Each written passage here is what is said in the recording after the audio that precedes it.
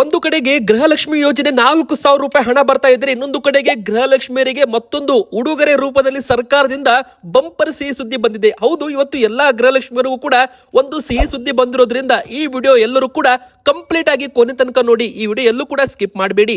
ಹಾಗೂ BPL card ಇದ್ದ, ration card ಇದ್ದವರಿಗೆ ಒಂದು ಬಂಪರ್ ಸಿಹಿ ಸುದ್ದಿ. ಇಂದಿರಾ ಕಿಟ್ ವಿತರಣೆ ಬಗ್ಗೆನೂ ಕೂಡ ಅಪ್ಡೇಟ್ ಬಂದಿದೆ. ಇನ್ನೊಂದು ಕಡೆಗೆ ವೀಕ್ಷಕರೇ, ರೇಷನ್ ಕಾರ್ಡ್ ಇದ್ದವರಿಗೆ ಹೊಸ ನಿಯಮಗಳು, 3 ಹೊಸ ನಿಯಮಗಳ ಬಗ್ಗೆ ಮಾತಾಡೋಣ. ಇನ್ನೊಂದು ಕಡೆಗೆ ನೀವು ಯಾವುದೇ ಬ್ಯಾಂಕ್ ಅಕೌಂಟ್ ಹೊಂದಿದ್ರು ಕೂಡ ಈ 5 ತಪ್ಪು ಮಾಡಿದರೆ ನಿಮಗೂ ಕೂಡ ನೋಟಿಸ್ ಬರುತ್ತೆ. ನಿಮಗೂ ಕೂಡ ತೆರಿಗೆ ಇಲಾಖೆಯಿಂದ ನೋಟಿಸ್ ಬರಬಹುದು. ಯಾವ ತಪ್ಪುಗಳನ್ನ ಮಾಡಬಾರದು ಅದರ ಬಗ್ಗೆನೂ ಕೂಡ ಬ್ಯಾಂಕ್ ನಲ್ಲಿ ಹಣ ಇಟ್ಟವರು ಪ್ರತಿಯೊಬ್ಬರು ಕೂಡ ಈ ವಿಡಿಯೋನ ಕೊನೆ ತನಕ ನೋಡಿ ವೀಕ್ಷಕರೇ. ಇನ್ನೊಂದು ಕಡೆಗೆ ಬಂಗಾರ ಮತ್ತು ಬೆಳ್ಳಿ ದರ ಮುಂದಿನ ಬರೋದಲ್ಲಿ ಇಳಿಕೆ ಆಗುತ್ತೆ ಅಂತ ಹೇಳಲಾಗಿದ್ದು, ಎಷ್ಟು ಇಳಿಕೆ ಆಗುತ್ತೆ, ಬಂಗಾರ ಖರೀದಿ ಮಾಡೋದು ಇದು ಸರಿ ಸಮಯನ, ಬಂಗಾರದಲ್ಲಿ ಹೂಡಿಕೆ ಮಾಡಬೇಕಾ ಬೇಡವಾ, ಇದ್ರ ಬಗ್ಗೆನೂ ಕೂಡ ಒಂದು ಬಂಪರ್ ಸುದ್ದಿ ಬಂದಿದೆ ವೀಕ್ಷಕರೇ. ಸದ್ಯಕ್ಕೆ ಬಂದಿರೋ ಅಪ್ಡೇಟ್ ಪ್ರಕಾರ ನೋಡ್ತಾ ಹೋಗೋಣ. ಇನ್ನು ಕರ್ನಾಟಕದಲ್ಲಿ ಭಾರಿ ಮಳೆ ಸುರಿಯಲಿದೆ. ಬಿರುಗಾಳಿ ಮಳೆ ಮುನ್ಸೂಚನೆ ಸಿಕ್ಕಿದೆ ವೀಕ್ಷಕರೇ. ಎಲ್ಲಿವರೆಗೂ ಮಳೆ ಆಗುತ್ತೆ, ಯಾವ ಜಿಲ್ಲೆಗಳಲ್ಲಿ ಮಳೆ ಸುರಿಯುತ್ತೆ, ಯಾವ ಜಿಲ್ಲೆಗಳಲ್ಲಿ ಹೆಚ್ಚು ಗುಡುಗು ಮಿಂಚು ಸಹಿತ ಮಳೆ ಆಗಲಿದೆ, ನಿಮ್ಮ ಊರಿನಲ್ಲೂ ಕೂಡ ಮಳೆ ಬರ್ತಾ ಇದ್ರೆ ನಿಮ್ಮ ಊರಿನ ಹೆಸರನ್ನ ಕಮೆಂಟ್ ಮಾಡಿ. ಹೌದು, ಗೃಹಲಕ್ಷ್ಮಿಯರಿಗೆ ಬಂಪರ್ ಸಿಹಿ ಸುದ್ದಿ. ಎಲ್ಲರೂ ಕೂಡ ಮೊದಲು ವಿಡಿಯೋಗೆ ಲೈಕ್ ಮಾಡಿ, ಅದಕ್ಕಂದ್ರೆ ಖಾತೆಗೆ ಹಣ ಜಮೆ ಆಗ್ತಾ ಇದೆ ಬ್ಯಾಂಕ್ ಅಕೌಂಟ್ಗೆ. ಇನ್ನು ವೀಕ್ಷಕರೇ, ನಿಮಗೂ ಕೂಡ ಆಗಸ್ಟ್ ತಿಂಗಳವರೆಗೂ ಕಂತು ಕ್ಲಿಯರ್ ಆಗಿದ್ರೆ, ಆಗಸ್ಟ್ ಕಂತಿನ ಹಣ ಬಂದಿದ್ದರೆ ಎಸ್ ಅಂತ ಕಮೆಂಟ್ ಮಾಡಿ, ಇಲ್ಲ ಬಂದಿಲ್ಲ ಅಂದ್ರೆ ನೋ ಅಂತ ಕಮೆಂಟ್ ಮಾಡ್ತಾ, ಎಷ್ಟು ಕಂತು ಬಾಕಿ ಇದೆ, ಎಷ್ಟು ಕಂತು ನಿಮಗೆ ಇನ್ನೂ ಕೂಡ ಬರಬೇಕು. ಸರ್ಕಾರದಿಂದ ಬಂದಿರೋ ಮಾಹಿತಿ ಪ್ರಕಾರ ಸೆಪ್ಟೆಂಬರ್ ತಿಂಗಳದ್ದು ಮಾತ್ರ ಬಾಕಿ ಉಳಿಯುತ್ತೆ, ಎಲ್ಲ ಕಂತು ಕ್ಲಿಯರ್ ಆಗಿದೆ ಅಂತ ಹೇಳಲಾಗಿದೆ. ಇದು ಸರಿನಾ, ಎಸ್ ಆರ್ ನೋ ಎಂಬುದರ ಮೂಲಕ ನೀವು ಕಮೆಂಟ್ ಮಾಡಿ. ಸದ್ಯಕ್ಕೆ ಮೊದಲು ಗೃಹಲಕ್ಷ್ಮಿಯರಿಗೆ ಒಂದು ಬಂಪರ್ ಸಿಹಿ ಸುದ್ದಿ ಬರ್ತಾ ಇದೆ. ದೀಪಾವಳಿ ಹಬ್ಬಕ್ಕೆ ಇದು ಉಡುಗೊರೆ. ಗೃಹಲಕ್ಷ್ಮಿಯರಿಗೆ ಮಹಿಳೆಯರ ಆರ್ಥಿಕ ಸಬಲೀಕರಣಕ್ಕೆ ಸಹಕಾರ ಸಂಘಕ್ಕೆ ಸಮ್ಮತಿಯನ್ನ ಕೊಡಲಾಗಿದ್ದು, ಕನಿಷ್ಠ 1,000 ಸದಸ್ಯರಿಂದ 20 ಲಕ್ಷ ರೂಪಾಯಿವರೆಗೂ ಷೇರು ಹಣವನ್ನ ಜಮೆ ಮಾಡಲಾಗ್ತಾ ಇದೆ. ಮಹಿಳೆಯರನ್ನ ಆರ್ಥಿಕವಾಗಿ ಸದೃಢಗೊಳಿಸುವ ಗುರಿಯೊಂದಿಗೆ ರಾಜ್ಯ ಕಾಂಗ್ರೆಸ್ ಸರ್ಕಾರ ಗೃಹಲಕ್ಷ್ಮಿ ಯೋಜನೆ ಫಲಾನುಭವಿಗಳಿಗೆ ವಿವಿಧೋದ್ದೇಶ ಸಹಕಾರ ಸಂಘಗಳನ್ನು ಸ್ಥಾಪಿಸುವ ಮಹತ್ವದ ನಿರ್ಣಯ ಕೈಗೊಂಡಿದೆ. ಅಂದರೆ ಗೃಹಲಕ್ಷ್ಮಿ ಯೋಜನೆ ಫಲಾನುಭವಿಗಳಿಗೆ ಸಾಲ ಸೌಲಭ್ಯ ನೀಡುವುದು, ಅವರ ಆರ್ಥಿಕ ಸ್ಥಿತಿಯನ್ನು ಸುಧಾರಿಸುವುದು ಮತ್ತು ಸ್ವ ಉದ್ಯೋಗಕ್ಕೆ, ಸ್ವಂತ ಉದ್ಯಮ ಪ್ರಾರಂಭ ಮಾಡೋದಕ್ಕೆ ಪ್ರೋತ್ಸಾಹ ನೀಡುವುದು ಎಂದು ಈ ಸಂಘಗಳ ಉದ್ದೇಶವಾಗಲಿದೆ. ರಾಜ್ಯ ಕಾಂಗ್ರೆಸ್ ಸರ್ಕಾರದಿಂದ ಗೃಹಲಕ್ಷ್ಮಿಯರಿಗೆ ಆರ್ಥಿಕ ಬಲ, ಸ್ವ ಉದ್ಯೋಗಕ್ಕೆ ಬೆಂಬಲ ಅಂತಾನೂ ಕೂಡ ಹೇಳಲಾಗಿದೆ. ಒಂದೇ ಮಾತಲ್ಲಿ ಹೇಳ್ಬೇಕಂದ್ರೆ, ಗೃಹಲಕ್ಷ್ಮಿಯವರು ಏನಾದರೂ ವ್ಯಾಪಾರ ಮಾಡ್ತಾರೆ ಅಂದ್ರೆ ಅವರಿಗೆ ಹಣಕಾಸು ವ್ಯವಸ್ಥೆ, ಸಾಲ ಸೌಲಭ್ಯವನ್ನ ಮಾಡಿಕೊಡಲಾಗುತ್ತೆ. ಅದು ಕೂಡ ದೊಡ್ಡ ಮಟ್ಟದಲ್ಲಿ 5 ಲಕ್ಷ ರೂಪಾಯಿ ಮೇಲೆ ಸಾಲ ಕೂಡ ಸಿಗುತ್ತೆ ಅಂತ ಹೇಳಲಾಗ್ತಾ ಇದೆ. ಇನ್ನೊಂದು ಕಡೆಗೆ ನೀವು ಕೂಡ DBT ಆಪ್ ಮೂಲಕ ಪೇಮೆಂಟ್ ಸ್ಟೇಟಸ್ ಅನ್ನ ಚೆಕ್ ಮಾಡಿಕೊಳ್ಳಿ. ಗೃಹಲಕ್ಷ್ಮಿ ಅಂತ ಇಲ್ಲಿ ಆಪ್ಷನ್ ಬರುತ್ತೆ, ಅನ್ನಭಾಗ್ಯ ಸ್ಕೀಮ್ ಅಂತ ಬರುತ್ತೆ. ಅದರಲ್ಲಿ ಗೃಹಲಕ್ಷ್ಮಿ ಈಗ ಆಕ್ಟಿವ್ ಇದೆ. ಗೃಹಲಕ್ಷ್ಮಿ ಅಂತ ನೀವು ಕ್ಲಿಕ್ ಮಾಡಿದ ಮೇಲೆ ಅಲ್ಲಿ ನಿಮ್ಮ ಆಧಾರ್ ಕಾರ್ಡ್ ನಂಬರ್ ಹಾಕೋದಕ್ಕೆ ಕೇಳುತ್ತೆ. ನಿಮ್ಮ ಆಧಾರ್ ಕಾರ್ಡ್ ನಂಬರ್ ಹಾಕಿ ನಿಮ್ಮ ಮೊಬೈಲ್ಗೆ ಬರುವ OTP ಅನ್ನು ಎಂಟರ್ ಮಾಡಿ, ಅಲ್ಲಿ ನೀವು ನಿಮ್ಮ ಖಾತೆಗೆ ಹಣ ಜಮೆ ಆಗಿರುವ ಒಂದು ಸ್ಟೇಟಸ್ ಅನ್ನು ಕೂಡ ಚೆಕ್ ಮಾಡಬಹುದು. ಈ ತರ ನಿಮಗೆ ಕಂಪ್ಲೀಟ್ ಆಗಿ ಇನ್ಫಾರ್ಮೇಶನ್ DBT ಆಪ್ ನಲ್ಲಿ ಬರುತ್ತೆ. ಅಥವಾ ನೀವು ಸೇವಾ ಸಿಂಧು service.karnataka.in ಎಂಬುವ ಒಂದು ವೆಬ್ಸೈಟ್ಗೆ ಹೋಗ್ಬಿಟ್ಟು ಅಲ್ಲೂ ಕೂಡ ಗೃಹಲಕ್ಷ್ಮಿ ಯೋಜನೆಯ DBT ಸ್ಟೇಟಸ್ ಎಂಬುವ ಆಪ್ಷನ್ ಮೇಲೆ ಕ್ಲಿಕ್ ಮಾಡಿ, ಪೇಮೆಂಟ್ ಸ್ಟೇಟಸ್ ಎಂಬುವ ಆಯ್ಕೆಯನ್ನ ಕ್ಲಿಕ್ ಮಾಡಿ, ನಿಮ್ಮ ರೇಷನ್ ಕಾರ್ಡ್ ನಂಬರ್ ಹಾಕಿ ಸಬ್ಮಿಟ್ ಅಂತ ಕ್ಲಿಕ್ ಮಾಡಿದರೆ ನಿಮ್ಮ ಖಾತೆಗೆ ಹಣ ಬಂದಿದೆಯಾ ಇಲ್ವಾ ಎಂಬುವ ಸಂಪೂರ್ಣ ಒಂದು ವಿವರ ಕೂಡ ಕಾಣುತ್ತೆ. DBT ಆಗಿಲ್ಲ ಅಂದ್ರೆ ಪೆಂಡಿಂಗ್ ಅಥವಾ ರಿಜೆಕ್ಟೆಡ್ ಅಂತ ತೋರಿಸುತ್ತೆ ವೀಕ್ಷಕರೇ. ಹಣ ನಿಮ್ಮ ಖಾತೆಗೆ ಬರುವ ದಿನಗಳಿಗೂ ಸ್ವಲ್ಪ ವ್ಯತ್ಯಾಸ ಇರಬಹುದು. ಆದ್ರಿಂದ DBT ಸ್ಥಿತಿಯನ್ನ ನೀವು ವಾರಕ್ಕೆ ಒಮ್ಮೆ ಚೆಕ್ ಮಾಡುವುದು ಉತ್ತಮ ಅಂತಾನೂ ಕೂಡ ಇಲ್ಲಿ ಹೇಳಲಾಗಿದೆ ವೀಕ್ಷಕರೇ. ಒಟ್ಟಾರೆ ಹೇಳೋದಾದ್ರೆ, ನೀವು ಕೂಡ ನಿಮ್ಮ ಒಂದು ಮನೆಯಲ್ಲೇ ಕುಳಿತು ಗೃಹಲಕ್ಷ್ಮಿ ಯೋಜನೆ ಹಣ ಜಮೆ ಆಗಿದೆಯೋ ಇಲ್ಲ ಎಂಬುದನ್ನ ಚೆಕ್ ಮಾಡಬಹುದು. ಸದ್ಯಕ್ಕೆ ಬಂದಿರೋ ಅಪ್ಡೇಟ್ ಪ್ರಕಾರ ಆಗಸ್ಟ್ ತಿಂಗಳವರೆಗೂ ಹಣವನ್ನ ಹಾಕಲಾಗಿದೆ. ಅಂದ್ರೆ ಜುಲೈ ತಿಂಗಳ ಹಣ ಆಯ್ತು, ಜೂನ್ದು ಕೂಡ ಕ್ಲಿಯರ್ ಆಗಿದೆ. ಈಗ ಆಗಸ್ಟ್ ತಿಂಗಳದ್ದು ಕೂಡ ದೀಪಾವಳಿ ಹಬ್ಬಕ್ಕೆ ಕ್ಲಿಯರ್ ಮಾಡಲಾಗಿದೆ. ಈಗ ಬಾಕಿ ಇರೋದು ಅಂದ್ರೆ ಸೆಪ್ಟೆಂಬರ್ ತಿಂಗಳದ್ದು ಮಾತ್ರ. ಸೆಪ್ಟೆಂಬರ್ ತಿಂಗಳ ಹಣವನ್ನು ಒಂದು ಬಾಕಿ ಬಿಡುಗಡೆ ಮಾಡಿದರೆ ಎಲ್ಲ ಕಂತು ಕೂಡ ಕ್ಲಿಯರ್ ಮಾಡಿದಂತಾಗುತ್ತೆ. ಆದ್ರೆ ತುಂಬಾ ಜನ ಕಮೆಂಟ್ ಮಾಡ್ತಾ ಇರೋದು ಏನಪ್ಪಾ ಅಂದ್ರೆ, ಜೂನ್ ತಿಂಗಳಿಂದ ಹಣ ಬಂದಿಲ್ಲ ಅಂತ. ಒಮ್ಮೆ ಬಾರಿ ನೀವು ಸೇವಾ ಸಿಂಧು ಪೋರ್ಟಲ್ ಅಲ್ಲಿ ಮತ್ತೆ DBT ಆಪ್ ಅಲ್ಲಿ ಒಮ್ಮೆ ಬಾರಿ ನಿಮ್ಮ ಒಂದು ಗೃಹಲಕ್ಷ್ಮಿ ಸ್ಟೇಟಸ್ ಅನ್ನ ಚೆಕ್ ಮಾಡಿಕೊಳ್ಳಿ ವೀಕ್ಷಕರೇ. ಇದರಿಂದ ನಿಮಗೆ ಡೈರೆಕ್ಟ್ ಆಗಿ ಎಲ್ಲ ಕೂಡ ಒಂದು ಮಾಹಿತಿ ಸಿಗುತ್ತೆ. ಇನ್ನು ಈ ರೇಷನ್ ಕಾರ್ಡ್ ಅಲ್ಲಿ ನಿಮ್ಮ ಹೆಸರು ಇದೆಯೋ ಇಲ್ವೋ, ನೀವು ರೇಷನ್ ಕಾರ್ಡ್ ಲಿಸ್ಟ್ ನಲ್ಲಿ ಯಜಮಾನಿ ಸ್ಥಾನದಲ್ಲಿ ಇರಬೇಕು, ಮಹಿಳೆಯರು ಯಜಮಾನಿಯರು ಆಗಿರ್ಬೇಕು, ಅಂತವರ ಮಾತ್ರ ಈ ಒಂದು ಗೃಹಲಕ್ಷ್ಮಿ ಹಣ ಬರಲಿದೆ ವೀಕ್ಷಕರೇ. ಇದು ಕೂಡ ನಿಮಗೆ ಗೊತ್ತಿರಲಿ. ನಿಮಗೆ ಎಷ್ಟು ಕಂತು ಬಾಕಿ ಇದೆ, ಎಷ್ಟು ಕಂತು ಇನ್ನೂ ಕೂಡ ನಿಮಗೆ ಬರಬೇಕು, ಅದು ಕೂಡ ನೀವು ನಮಗೆ ಕಮೆಂಟ್ ಅಲ್ಲಿ ತಿಳಿಸಿ, ಅದಕ್ಕೆ ಉತ್ತರ ನಾವು ನಿಮಗೆ ಕೊಡಲಿದ್ದೇವೆ. ಇನ್ನು ವೀಕ್ಷಕರೇ, ಎಲ್ಲ BPL ಕಾರ್ಡ್ ಇದ್ದರಿಗೂ ಕೂಡ ಒಂದು ಇಂಪಾರ್ಟೆಂಟ್ ಅಪ್ಡೇಟ್ ಬಂದಿದೆ. ಅನ್ನಭಾಗ್ಯ ಯೋಜನೆ ಈಗಾಗಲೇ ಈಗಾಗಲೇ ಬದಲಾವಣೆ ಮಾಡಲಾಗ್ತಾ ಇದ್ದು ನಿಮಗೆ ಗೊತ್ತಿದೆ. ಇಂದಿರಾ ಕಿಟ್ ಅನ್ನ ವಿತರಣೆ ಮಾಡಲು ಸರ್ಕಾರ ಮುಂದಾಗಿದೆ. ಈಗಾಗಲೇ ವೀಕ್ಷಕರೇ 5 ಕೆಜಿ ಅಕ್ಕಿ ಮಾತ್ರ ಕೊಟ್ಟು 5 ಕೆಜಿ ಅಕ್ಕಿ ಬದಲಾಗಿ ಇಂದಿರಾ ಕಿಟ್, ಈ ಒಂದು ಕಿಟ್ ಅಲ್ಲಿ 5 ಪದಾರ್ಥಗಳು ಇರಲಿದೆ. ಹೆಸರು ಕಾಳು, ತೊಗರಿಬೇಳೆ, ಅಡುಗೆ ಎಣ್ಣೆ, ಉಪ್ಪು ಹಾಗೂ ಸಕ್ಕರೆ. ಇದನ್ನ 3 ಭಾಗದಲ್ಲಿ ವಿಂಗಡಿಸಲಾಗಿದ್ದು ಇದನ್ನ ಯಾವ ತರ ವಿತರಣೆ ಮಾಡಬೇಕು ಎಂಬುದನ್ನು ನಾವು ನಿಮಗೆ ಮೊದಲೇ ಹೇಳಿದ್ದೇವೆ ವೀಕ್ಷಕರೇ. ಆದ್ರೆ ಈಗ ಈ ಒಂದು ಇಂದಿರಾ ಕಿಟ್ ಯಾವಾಗಲಿಂದ ವಿತರಣೆ ಮಾಡ್ತಾರೆ ಎಂಬುದು ಜನರ ಪ್ರಶ್ನೆ ಆಗಿತ್ತು. ಇದಕ್ಕೆ ಸರ್ಕಾರದಿಂದ ಒಂದು ಅಪ್ಡೇಟ್ ಬಂದಿದ್ದು, ಈ ಒಂದು ಇಂದಿರಾ ಕಿಟ್ ಸದ್ಯಕ್ಕೆ ಸಿಗೋದಿಲ್ಲ. ಅಂದ್ರೆ ಇನ್ನು ಈ ಒಂದು ಯೋಜನೆ ಕರ್ನಾಟಕದಲ್ಲಿ ಪೂರ್ಣ ಪ್ರಮಾಣದಲ್ಲಿ ಜಾರಿಗೆ ಬರಬೇಕಂದ್ರೆ 2 ತಿಂಗಳು ಸಮಯ ಅವಕಾಶ ಬೇಕಾಗಿ ಬರಬಹುದು. ಹೊಸ ವರ್ಷದ ಬಳಿಕವೇ ನಿಮಗೆ ಲಭ್ಯವಾಗಲಿದೆ ಇಂದಿರಾ ಕಿಟ್. ಹೌದು, ರಾಜ್ಯ ಸರ್ಕಾರದ ಮಹತ್ವಾಕಾಂಕ್ಷಿ ಅನ್ನಭಾಗ್ಯ ಯೋಜನೆ ಅಡಿಯಲ್ಲಿ ಇಂದಿರಾ ಆಹಾರ ಕಿಟ್ ನೀಡುವ ಘೋಷಣೆ ಈಗಾಗಲೇ ಕರ್ನಾಟಕ ರಾಜ್ಯ ಕಾಂಗ್ರೆಸ್ ಸರ್ಕಾರ ಮಾಡಿದ್ದರೂ ಫಲಾನುಭವಿಗಳಿಗೆ ಹೊಸ ವರ್ಷದ ನಂತರವೇ ಇಂದಿರಾ ಕಿಟ್ ಸಿಗಲಿದೆ. ನವೆಂಬರ್ ತಿಂಗಳಿಗೆ ಬೇಕಾಗುವ 2 ಲಕ್ಷ ಮೆಟ್ರಿಕ್ ಟನ್ ಅಕ್ಕಿಯನ್ನ ಭಾರತೀಯ ಆಹಾರ ನಿಗಮದಿಂದ ಕರ್ನಾಟಕ ಸರ್ಕಾರ ಖರೀದಿ ಮಾಡಿದೆ.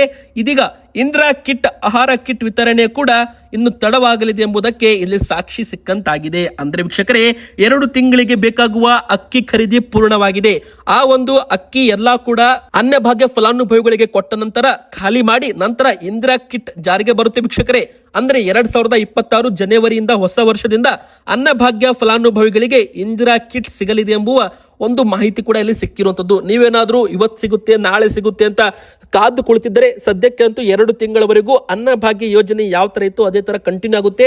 ಮುಂದಿನ ಬರೋ ದಿನಗಳಲ್ಲಿ ಅಂದ್ರೆ ಇನ್ನು 2 ತಿಂಗಳ ನಂತರ ಹೊಸ ವರ್ಷದಿಂದ ಇಂದಿರಾ ಕಿಟ್ ಅನ್ನ ವಿತರಣೆ ಮಾಡಲಾಗುತ್ತೆ. ಇನ್ನು ಹೊಸ ನಿಯಮಗಳ ಬಗ್ಗೆ ಹೇಳೋದಾದ್ರೆ 1,20,000 ರೂಪಾಯಿ ಮೇಲೆ ಆದಾಯ ಇದ್ದವರು, 1,000 ಚದರ ಅಡಿಗಿಂತ ಹೆಚ್ಚು ವಿಸ್ತೀರ್ಣದ ಸ್ವಂತ ಮನೆ ನಗರ ಪ್ರದೇಶದಲ್ಲಿ ಇದ್ದವರು, 7.5 ಎಕರೆಗೂ ಹೆಚ್ಚು ಭೂಮಿ ಇದ್ದವರ, ಸರ್ಕಾರಿ ನೌಕರರ ಬಿಪಿಎಲ್ ಕಾರ್ಡು ಎಪಿಎಲ್ ಕಾರ್ಡ್ ಆಗಿದೆ. ಅವರಿಗೆ ಇನ್ ಮುಂದೆ ಅಕ್ಕಿ ಸಿಗುವುದಿಲ್ಲ. ಯಾರಾದ್ರೂ ಸುಳ್ಳು ನಕಲಿ ದಾಖಲೆ ಕೊಟ್ಟು ಬಿಪಿಎಲ್ ಕಾರ್ಡ್ ಪಡೆದುಕೊಂಡಿದ್ರೆ ಅವರಿಗೆ ದಂಡ ಕೂಡ ಹಾಕಲು ಸರ್ಕಾರ ನಿರ್ಧಾರ ಮಾಡಿದೆ ಎಂಬುವ ಮಾಹಿತಿಯಲ್ಲಿ ಬಂದಿರುವಂತದ್ದು ವೀಕ್ಷಕರೇ. ಬನ್ನೀಗ ಮತ್ತೊಂದು ಬಿಗ್ ಅಪ್ಡೇಟ್ ಕೂಡ ಬರ್ತಾ ಇದೆ. ನೀವು ಕೂಡ ಬ್ಯಾಂಕ್ ಅಕೌಂಟ್ ಹೊಂದಿದ್ದು, ನೀವು ಕೂಡ ಬ್ಯಾಂಕ್ ನಲ್ಲಿ ಹಣ ಇಟ್ಟಿದ್ರೆ 10 ರೀತಿಯ ಟ್ರಾನ್ಸಾಕ್ಷನ್ ಏನಾದ್ರೂ ಮಾಡಿದರೆ ನಿಮ್ಮ ಒಂದು IT ನೋಟಿಸ್ ಬರಬಹುದು ಅಂತ ಇಲ್ಲಿ ಹೇಳಲಾಗಿದೆ ವೀಕ್ಷಕರೇ. ಹೌದು, ಸಾಮಾನ್ಯ ಜನರು ಹಣ ಹಾಕುವುದು ತೆಗೆಯುವುದು ಮಾಡ್ತಾ ಇರ್ತಾರೆ.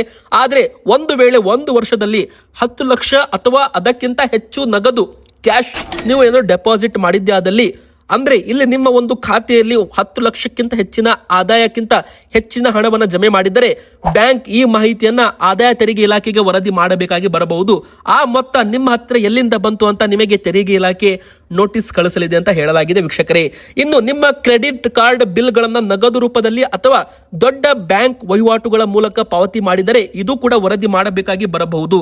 ನೀವು ವಾರ್ಷಿಕ ಆದಾಯ 6 ಲಕ್ಷ ರೂಪಾಯಿಗಳಾಗಿದ್ದರೆ ನೀವು ಪ್ರತಿ ತಿಂಗಳು 1 ಲಕ್ಷ ರೂಪಾಯಿಗಿಂತ ಹೆಚ್ಚಿನ ಕ್ರೆಡಿಟ್ ಕಾರ್ಡ್ ಬಿಲ್ಗಳನ್ನ ಪಾವತಿ ಮಾಡ್ತಾ ಇದ್ದರೆ ಅಲ್ಲಿ ನೀವು 12 ಲಕ್ಷ ರೂಪಾಯಿ ಪಾವತಿ ಮಾಡಿದಂತಾಗುತ್ತೆ. ನೀವು ತೋರಿಸಿದ್ದು 6 ಲಕ್ಷ ರೂಪಾಯಿ ಆದಾಯ, ಆದ್ರೆ ನೀವು ಇಲ್ಲಿ ಬಿಲ್ ಪೇ ಮಾಡಿದ್ದು 12 ಲಕ್ಷ ರೂಪಾಯಿ. ಇನ್ನು 6 ಲಕ್ಷ ರೂಪಾಯಿ ನಿಮ್ಮ ಹತ್ರ ಎಲ್ಲಿಂದ ಬಂತು? ಈ ತರ ಒಂದು ನೋಟಿಸ್ ಗಳನ್ನ ಕಳಿಸಲಾಗ್ತಾ ಇದೆ. ಇದು ಕೂಡ ನಿಮಗೆ ಗೊತ್ತಿರಲಿ. ಇನ್ನು ಹಲವಾರು ಏನಾದ್ರೂ ಟ್ರಾನ್ಸಾಕ್ಷನ್ ನೀವೇನಾದ್ರೂ ಮಾಡಿದ್ರೆ ಅದರಲ್ಲಿ ನಿಮಗೆ ತೆರಿಗೆ ಇಲಾಖೆಯಿಂದ ನೋಟಿಸ್ ಕೂಡ ಬರಬಹುದು. ಇನ್ನೊಂದು ಕಡೆಗೆ ಡಿಜಿಟಲ್ ಅರೆಸ್ಟ್ ಬಗ್ಗೆನೂ ಕೂಡ ಎಚ್ಚರವಾಗಿರಿ. ನಮ್ಮ ಭಾರತದ ಕಾನೂನಿನಲ್ಲಿ ಡಿಜಿಟಲ್ ಅರೆಸ್ಟ್ ಎಂಬುದೇ ಇಲ್ಲ ಅಂತ ಅಧಿಕಾರಿಗಳು ಕೂಡ ಹೇಳಿದ್ದಾರೆ, ಮತ್ತೆ ಎಲ್ಲರೂ ಕೂಡ ಹೇಳ್ತಾ ಇದ್ದಾರೆ. ಸರ್ಕಾರದಿಂದಲೂ ಕೂಡ ಅಪ್ಡೇಟ್ ಬಂದಿದೆ. ಆದ್ರೂ ಕೂಡ ಪದೇ ಪದೇ ಜನರು ಈ ಒಂದು ಮೋಸಕ್ಕೆ ಸಿಲುಕಿ ನರಳಾಡ್ತಾ ಇದ್ದಾರೆ.